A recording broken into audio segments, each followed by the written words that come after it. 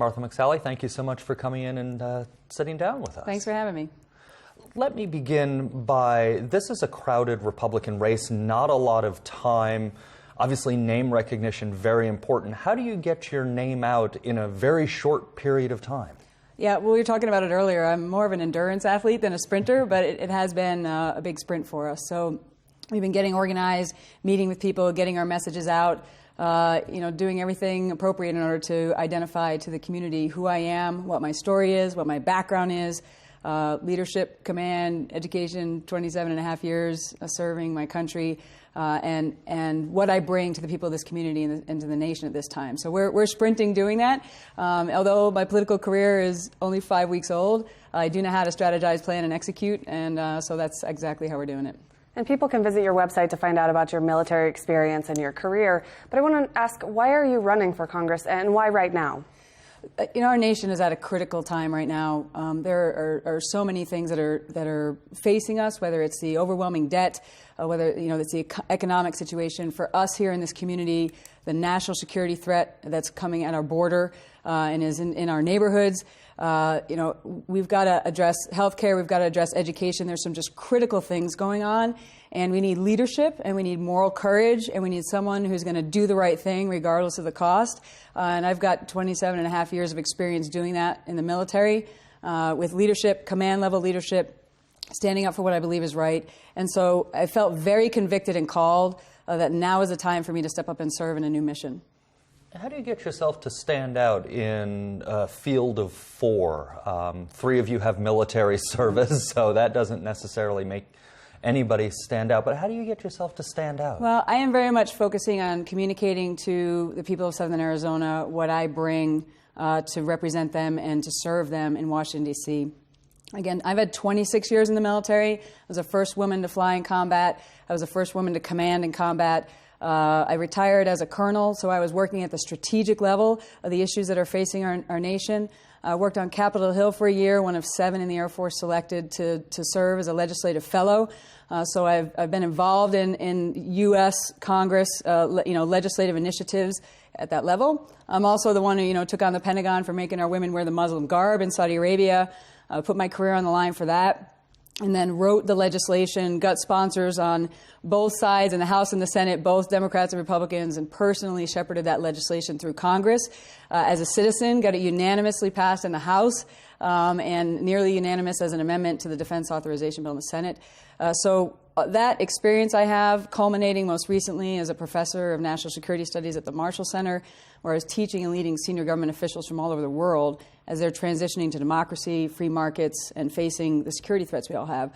So I'm focusing on just sharing with the community what my experience is, my demonstrated leadership at the command and the strategic level, what I've been able to do in Congress as a citizen, how much more I'll be able to do representing them as a congresswoman, and the national and international level experience required in order to get things done to turn this country around right now. And you're running in the special election right now for Congressional District 8, and you're also running in Congressional District 2 in the fall. Why are you running for both? Well, because, again, I think the people of Arizona, the people of Southern Arizona are needing some continuity from this point forward and leadership that starts now and sprints into the next election. So from my view, this is a 2.5-year job, and it happens to be 2 elections at a very short period of time. But we have a lot of issues that are facing us right now, and so we need somebody who's going to get in there and is going to have the continuity to cover and represent and lead this effort. As soon as the special election is over, hit the ground running, and then through the next 2 years. Just to follow up on that, are you concerned if you were to lose the District 8 nomination in the Republican Party, but then run again for 2, that there would be a handicap there, having just lost in one election and then turning around to run in another? I'm running to win in both, and I'm focusing on making sure that I get my message out and my experience and my record out to everybody so that we can have a representative for 2.5 years. And so that's my focus right now. Democrats have made a lot nationally of what they're calling the Republican war on women. You're the only woman Republican running in this race. So how do you take that? Do you see a Republican war on women at this point? Well, there's a lot of issues that have popped up, obviously, recently that are causing a lot of discussion on these issues. When it comes to the issue of contraception, I personally see that as a religious freedom issue. I see it as a symbol of the federal government trying to overreach in many different areas, and in this case, It's related to religious freedoms.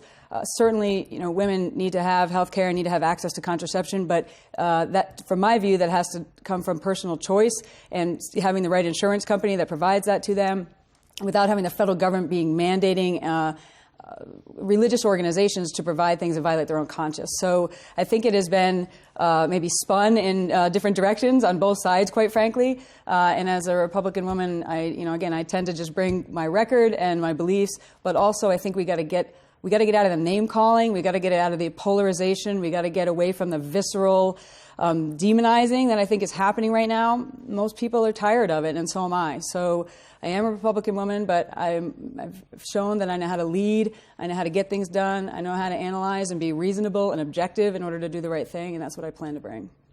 On your website, you mentioned that there are some cases of the government sort of overreaching into people's lives, and that could be one example. But I'm wondering if you could give us some specific examples and then also what you would propose to do to solve that or change that.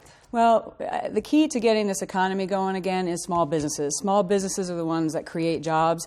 And so the federal government has been trying to use stimulus and use taxpayers' money in order to get the economy going. And from my view, we need to get the federal government out of the way and set the conditions so that the free market economy and the entrepreneurial spirit of the American people can thrive and actually be creating those jobs. So talking to small businessmen, the regulations that they have to deal with coming from the federal government, and then honestly they're at the other levels, at the state and local governments as well, it's very difficult for them to navigate in order to just be able to get going so that they can create the jobs in order to have this economy moving. So there's many different regulations coming out of the federal government, but that is just one example. The tax burden and the complexity of the tax code and the amount of time it takes everyone in order to actually comply with the tax code is another burden that I think needs to be addressed. So we need to simplify that and keep taxes at the lowest level possible so that money stays in the pockets of people, so that growth can happen, which then generates additional revenue. So those are just a couple of the examples. You've been able to live all over the world thanks to your Air Force career. You've come through Tucson a couple of times at Davis-Monthan and Right. 12th Air Force in different capacities. Right. Why, when you decided to get out of the military, why Tucson? Why settle southern Arizona? Well, this is my home. It's my adult home. In the military, you do move around a lot, but I've been blessed that I actually have had 4 assignments in my military career in Tucson, Arizona at Davis-Monthan. So that's almost 10 years of my active duty officer career, which was only 22 years long. I spent in Tucson, Arizona. I bought my home here in 1994. I bought some land in Elgin in 2006. And my church is here. My community is here. This is my home. And so I'd always intended to come back here. And now I'm stepping up to serve and lead. And right before you ran, you were living in Germany teaching national security studies as a professor. Is that right? Yeah. So can you talk a little bit about that front, national security, in your race, where we need to go as a country, if anything needs to change? Sure, absolutely. The world we live in is changed significantly. We do have serious threats to our national security and our national interests. If we just look at even the transitions of the Arab Spring and what's going on in the Middle East, we have national interests in the Middle East that are at potentially threatened because of the changes that are happening in the Arab Spring. A nuclear Iran, obviously, is something we cannot tolerate, and so that threat is very significant to us. We even see what's going on in Russia with the flawed elections and the direction of going to more of an autocratic role. My students were coming from former Soviet bloc countries, and I'll tell you, our allies there are very concerned about the direction that's going on there. The issue closest to home, of course, as representing this district, is the border. I mean, we have transnational criminal organizations that are just south of us that are trafficking weapons, people, money, and drugs into our neighborhoods. They now have presence in over 1,000 cities in America, and their flow is coming through this district. And so this is a national security threat. This is a very serious threat that needs to be addressed at the tactical level, operational level, and strategic level, because it is not just impacting the national security of our nation, but it's impacting the security of the people in this district.